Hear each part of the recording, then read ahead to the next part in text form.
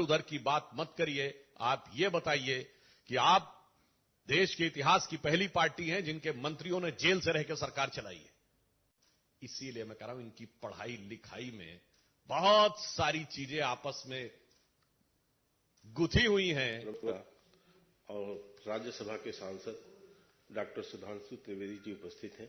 मैं उनसे अनुरोध करूंगा कि वे आज के प्रेस कॉन्फ्रेंस को संबोधित करें।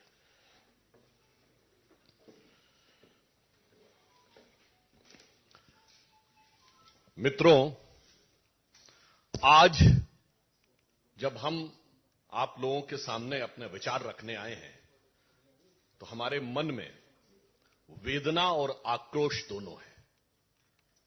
Both the pain and anguish with the party is feeling when we are addressing you.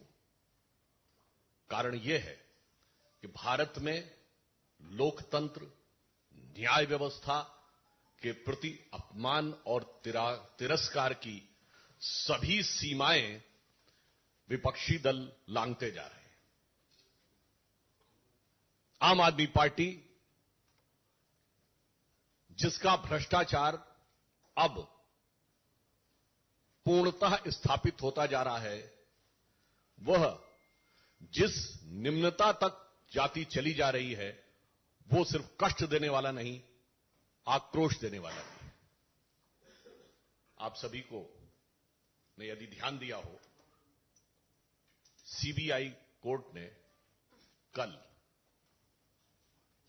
आम आदमी पार्टी के दिल्ली के पूर्व उप मुख्यमंत्री मनीष सिसोदिया जी की जब बेल रिजेक्ट की है तो उसने उसमें कहा क्या है, मैं आपके सामने उद्धृत कर रहा हूं। I am referring in front of you.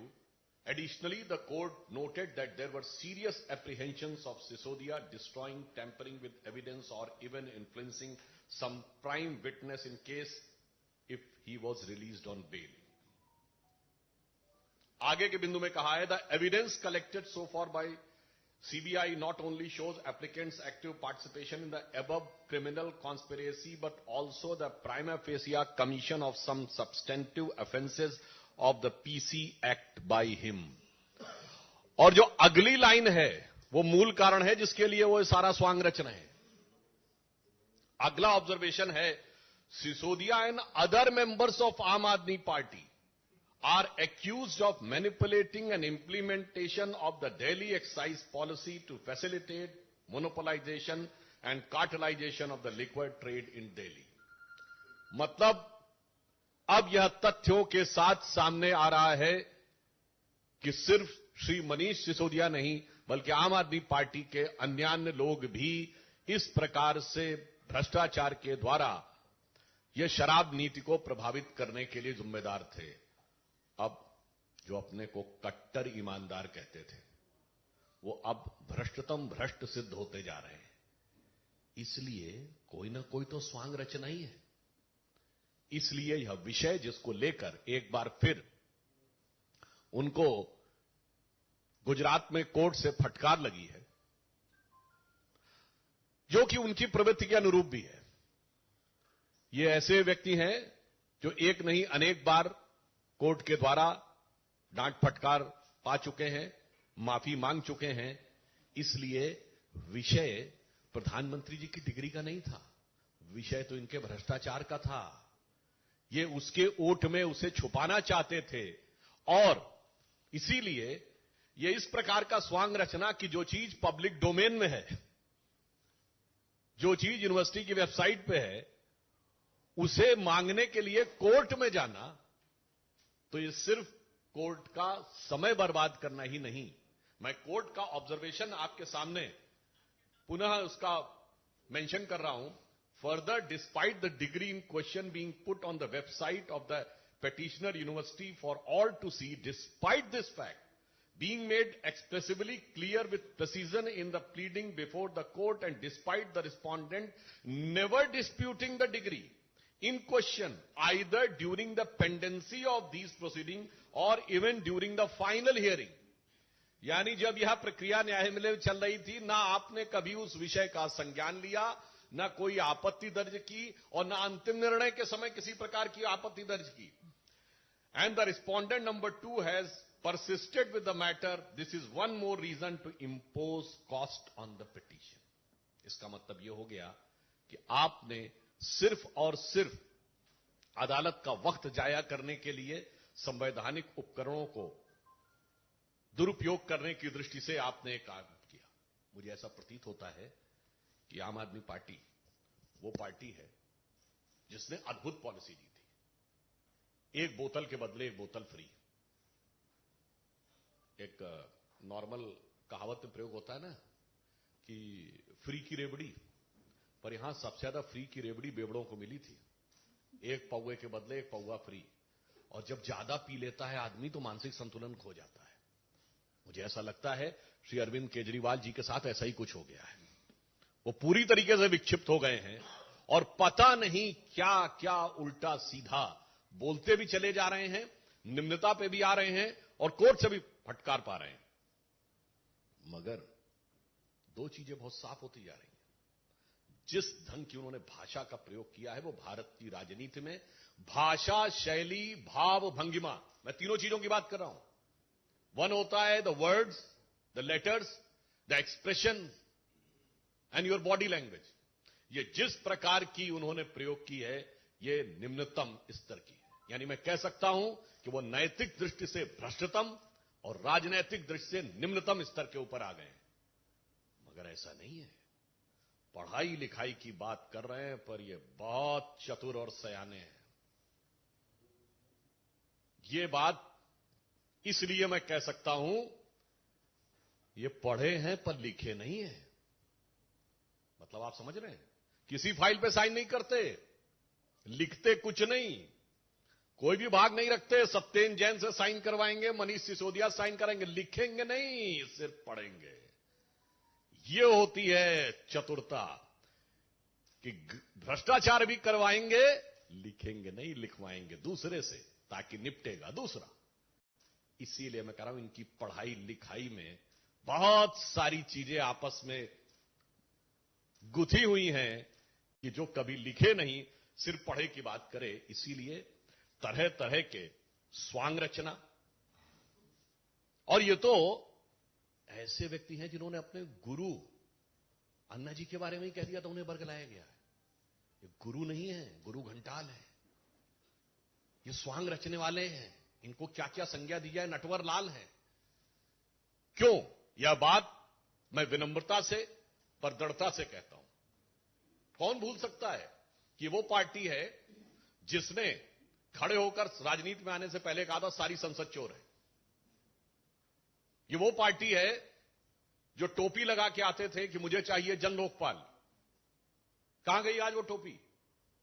जनता को पहना दी। चलिए दिल्ली में कहते थे पूर्ण राज्य का दर्जा नहीं है, 1 साल हो गया पंजाब में, कहां है आपका वो जन लोकपाल? ये वो पार्टी है जिन्होंने गठन के अंदर सबसे जल्दी सत्ता में आए चंद महीनों में। मगर ये वो पार्टी है जिन्होंने कसम खाई थी। आपको याद हो, अगर पुरानी फिल्मों में कई बार होता था ना कि जो विलेन भी होता था वो भी जब कोई झूठ बोल रहा होता था तो उसके परिवार वाले अगर कहें कि फलां की कसम खाओ तो वो चुप हो जाता था। याद है ना आपको? मगर यहां तो कसम खा ली, पलट गए। वो वैगनार हरी बत्ती वाली नहीं दिखती। मैं बंगला नहीं लूंगा, ले लिया।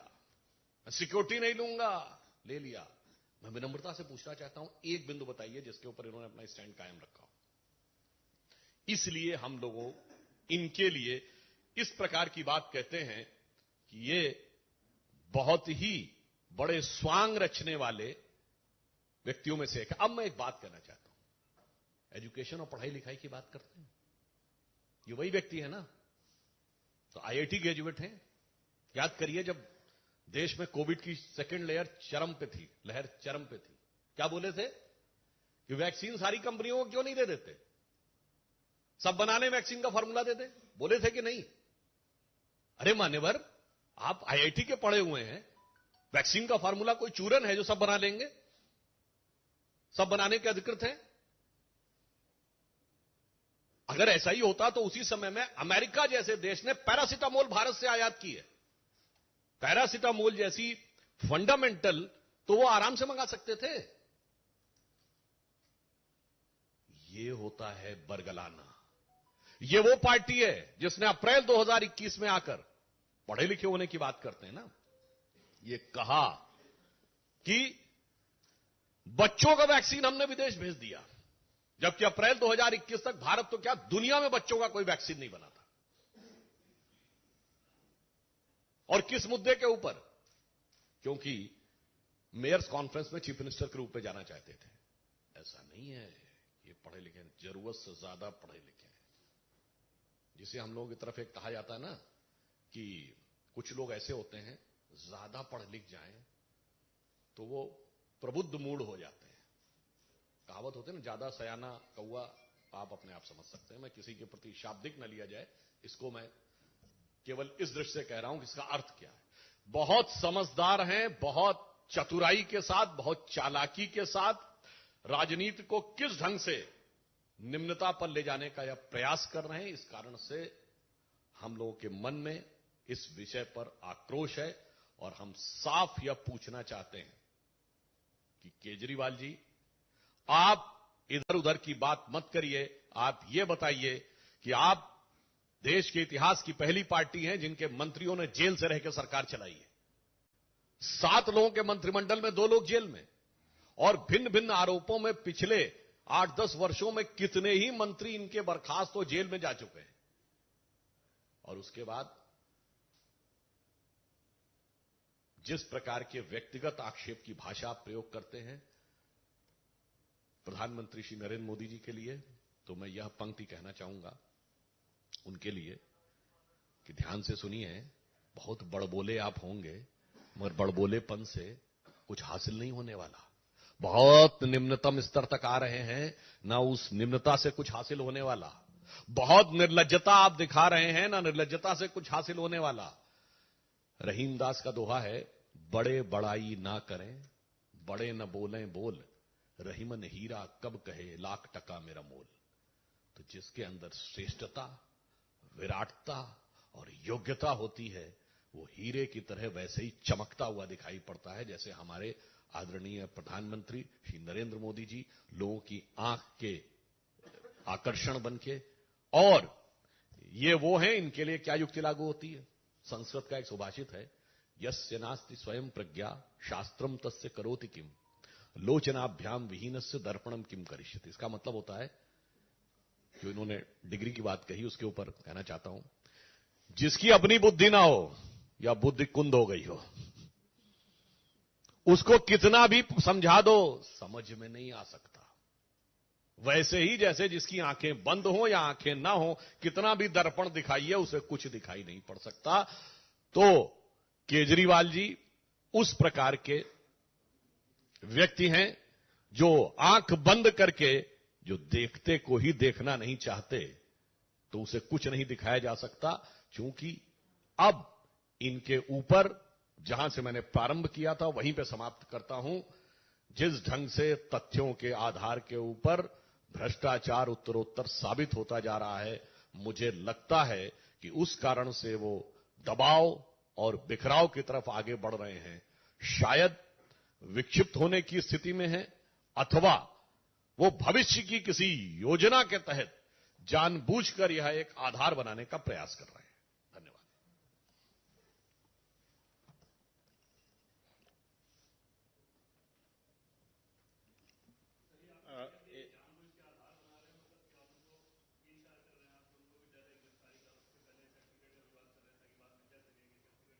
कई संभावनाएं हो सकती हैं, क्योंकि जिस प्रकार से जांच में उत्तरोत्तर चीजें सामने आ रही हैं, तो हो सकता है कि भाई जिसने किया होता है कुछ, तो उसे तो पता होता ना कि मैंने क्या किया है। जैसे जब परीक्षा का समय चूंकि चल रहा है, इसलिए याद दिलाना चाहता हूं कि जब फ्लाइंग स्क्वाड आता है सचल दस्ता निरीक्षण करने, तो जिस बच्चे ने अपने पास पुर्ची रखी हुई होती है उसे पता होता है, तो कई बार वो पहले से भी विलाप करना या प्रलाप करना शुरू कर सकता है, क्योंकि उसे पता होता है कि जब मेरी बारी आएगी तो मेरे पास से वो पर्ची बरामद हो जाएगी।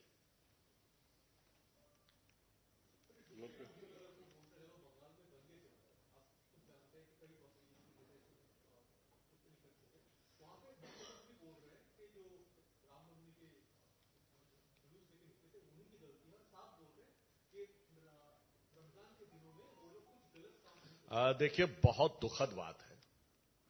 मुख्यमंत्री को कभी किसी समुदाय का नाम लेकर नहीं बोलना चाहिए।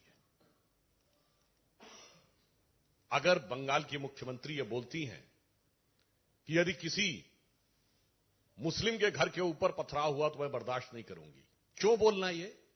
और क्या ये प्रिजम्पशन है या ये पहले ही एक समुदाय को यानी हिंदू समुदाय को लांछित करने का प्रयास है? इसलिए मुख्यमंत्री को या तो कुछ नहीं बोलना चाहिए, एक समुदाय कहना चाहिए हम हिंसा बर्दाश्त नहीं करेंगे। आप एक समुदाय का नाम लेके कहेंगे दूसरे समुदाय के बारे में, तो इसका मतलब आप प्रोवोक कर रहे हैं। और ये बंगाल में आज से नहीं हो रहा, बहुत लंबे समय से हो रहा। और ममता बनर्जी जी के सुलभ संज्ञान के लिए डाल देना चाहता हूं, आप बंगाल का इतिहास नहीं पढ़ी? जिस दिन डायरेक्ट एक्शन डे हुआ था 16 अगस्त 1946, 17वां रोजा था। सबसे ज्यादा कलकत्ता में हुआ था, रमजान के पाक महीने में हुआ था। याद करिए अभी 2015-16 में क्या होता था। हमारी सेनाएं कश्मीर में सीज फायर करती थी और आतंकवादी हमले होते थे। कौन सा चश्मा चढ़ा रखा है ममता जी आपने? मैं पुनः इस याद दिला रहा हूं, 1946 16th of August, direct action day by Muhammad Ali Jinnah, the worst effect was on Bengal and that was 17th day of Ramzan. और मुझे ऐसा लगता है कि जैसे सोहरावर्दी था उस समय बंगाल का गवर्नर, और जिस ढंग से उसने सांप्रदायिक नीतियां की थी, कुछ वैसा ही नक्शा कदम यहां नजर आ रहा है। धन्यवाद। एक मिनट।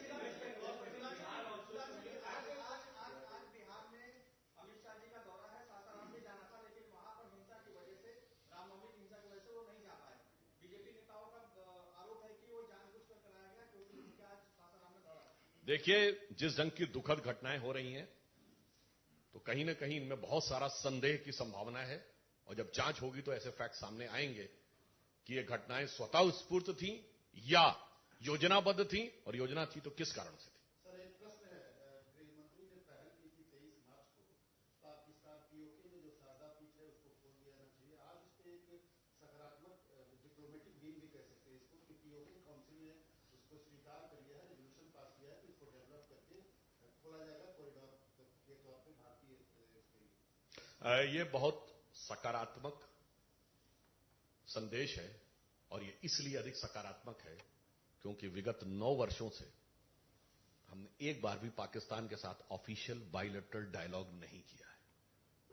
ये भारत के इतिहास के 75 साल में एकमात्र 9 साल हैं जब हमने कोई औपचारिक द्विपक्षीय वार्ता नहीं की है। इसके बावजूद यदि सकारात्मक संकेत आ रहा है, तो मुझे लगता है जो लोग हमारी सरकार की और प्रधानमंत्री श्री नरेंद्र मोदी जी के प्रति कितना भी विश्वमन करते हैं, उन्हें देखना चाहिए कि अमृत काल में अमृत की छींटें दिख रही हैं। ओके।